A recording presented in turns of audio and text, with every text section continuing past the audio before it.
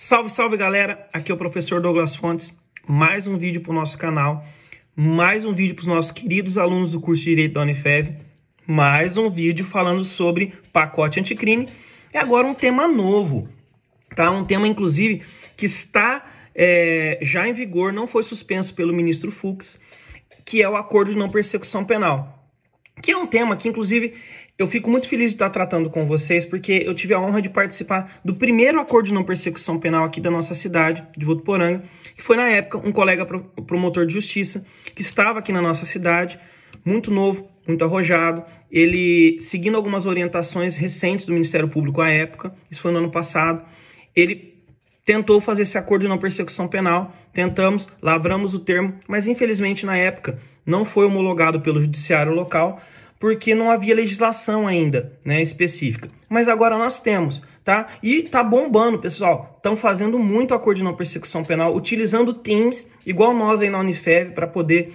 ter os nossos encontros, nosso bate-papo, para que as aulas não fiquem paradas. O pessoal está utilizando a mesma ferramenta lá para fazer a audiência entre Ministério Público, advogado e parte para fazer a tentativa do acordo e também a audiência para homologar esse acordo. Os juízes estão fazendo também. É muito legal. E o acordo de não persecução penal, vocês vão verificar, com qualquer artigo científico que vocês forem ler, que ele, na verdade, ele traz uma tendência mundial, tá, do direito penal negocial, onde as partes negociam. Basicamente, isso é muito utilizado, principalmente nos Estados Unidos. Vocês podem verificar isso assistindo filmes policiais, seriados policiais, onde lá o promotor de justiça, que inclusive tem uma característica um pouco diferente da nossa, tá? Mas lá ele tem uma ampla facilidade de negociação entre ele e o acusado, ou entre ele e o investigado. Por exemplo, aqui no Brasil nós temos o promotor de justiça que é concursado, né? Lá nós temos o promotor de justiça que ele é eleito pelo povo como se fosse um vereador. Então isso traz inclusive uma característica diferente do nosso Ministério Público, porém a atuação é a mesma, que é o combate ao crime, ok? E esse acordo de não persecução penal, que está descrito no artigo 28A, eu vou falar para vocês já primeiro uma coisa assim que, ao meu ver, no parágrafo 5º, é uma crítica muito grande dos doutrinadores ao parágrafo 5º. Por quê? Porque ele fala que se o juiz efetivamente, tá?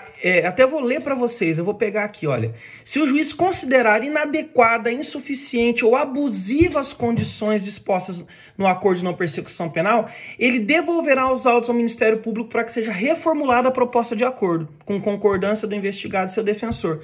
Pessoal, novamente o sistema acusatório sendo enfrentado. Foi o tema que a gente debateu no último vídeo, falando do artigo 28, que inovou o pacote anticrime, trazendo uma proteção ao sistema acusatório, onde o judiciário não adentra numa atribuição que não é dele. Aqui parece que o legislador escorregou, porque novamente trouxe ao judiciário a possibilidade de adentrar num subjetivismo que é do Ministério Público. E no caso aqui, quem tem que considerar inadequada, insuficiente ou abusiva essas condições tem que ser o Ministério Público, a parte e o seu defensor. O que o juiz poderia fazer é seguir a regra do parágrafo 7º, tá? Que é recusar a homologação à proposta por ela não atender requisitos legais. Tudo bem, se essa proposta foi legal, óbvio que o juiz tem que recusar, mas se ela estiver dentro da lei, nada obstar aquilo que foi pactuado, não é justo, não é técnico falar que o promotor e as partes não podem simplesmente negociar aquele acordo e o juiz adentrar naquilo, porque poderia até se considerar que ele está saindo daquela inércia inerente ao judiciário, à função de magistrado. Mas o acordo de não persecução penal, superada essa crítica, eu falo que na sua integralidade ele é muito bom, ele é muito valoroso para nós. Por quê? Desde que a pessoa confesse a prática delitiva, desde que a pessoa admite que errou, tá? Ela assina aquilo, um acordo, porque o acordo acaba sendo como se fosse um contrato, tá? A pessoa vai lá, ela assina, ela firma aquilo, ok? Assinado também pelo seu defensor. Desde que ela não tenha praticado um crime com violência ou grave ameaça. Desde que essa pena seja inferior a 4 anos, ok? E ela, conforme dispõe a lei, ela possa reparar o dano, renunciar a bens ou direitos que o Ministério Público coloque no acordo. Por exemplo, olha, você cometeu um crime e você vai reparar o dano. ou restituir a coisa à vítima. E eu posso até parcelar para você, mas se você não cumprir esse parcelamento, você renuncia ao bem de família que você tem? Nós podemos penhorar esse bem e ter um título executivo? Pode ser colocado. A pessoa pode prestar serviço à comunidade. Inclusive, é interessante porque é um benefício da pessoa. Essa pena, por exemplo, prestação de serviço à comunidade, é do tempo da pena mínima reduzido de 1 a 2/3. Então, a pessoa, se ela confessar, ela vai ter reduzido de 1 a 2/3 a pena mínima e esse acordo não vai fazer parte da vida criminal dela, da ficha criminal, dos antecedentes criminais dela. Aquilo não vai ser registrado. Então, vai propiciar ela futuramente ser considerada primário, ok? Também é possível que a pessoa seja impelida a pagar uma prestação pecuniária conforme nós temos no Código Penal, tá? E cumprir qualquer outra determinação disposta pelo Ministério Público. E até eu cito muito como exemplo disso na sala de aula imagine uma pessoa cometer um crime virtual. O Ministério Público pode falar assim, olha, no meu acordo eu quero que coloque uma cláusula lá que você, acusado, você não vai poder fazer uso durante 1 ano de redes sociais, ok? Como uma punição para aquela pessoa, ok? E seguindo nesse raciocínio, a gente pode adentrar, inclusive, situações que o legislador já fala, olha, essa pessoa não vai ter direito ao acordo de não persecução penal. Por exemplo, essa pessoa tem direito à transação penal. Gente, é muito mais vantajoso para a pessoa fazer a transação penal do que o acordo de não persecução penal. Por quê? Porque a transação penal, a pessoa não é obrigada a confessar o fato. Já no acordo de não persecução penal, ela é obrigada a confessar o fato. Então, se ela tem direito à transação, não tem por que fazer o acordo de não persecução penal. Se o investigado for reincidente, ele também não pode fazer uso do acordo de não persecução penal. Aí é fácil. O duro é quando a lei fala: se houver elementos probatórios que indiquem conduta criminal habitual, reiterada ou profissional, a pessoa não tem direito ao acordo de não persecução penal. Mas se o cara for primário, né? Como que eu vou saber isso? Vai depender de investigação, vai depender de como que foi produzida aquela prova para o Ministério Público para se verificar se ele é um criminoso habitual. Salvo, a própria lei já fala isso, se os crimes praticados foram infrações penais insignificantes, ok? Coisas que não impediriam subjetivamente o acordo, tá ok? Outra coisa que proíbe também, que impede a pessoa de lavrar um acordo de não persecução penal, é ela nos últimos 5 anos ela ter feito uso do acordo de não persecução penal, da transação penal, igual eu falei, ou da suspensão condicional do processo, que está lá no artigo 89 na Lei 9.099. Se a pessoa fez uso de qualquer um desses benefícios nos últimos 5 anos, ela não pode fazer o acordo de não persecução penal com o Ministério Público.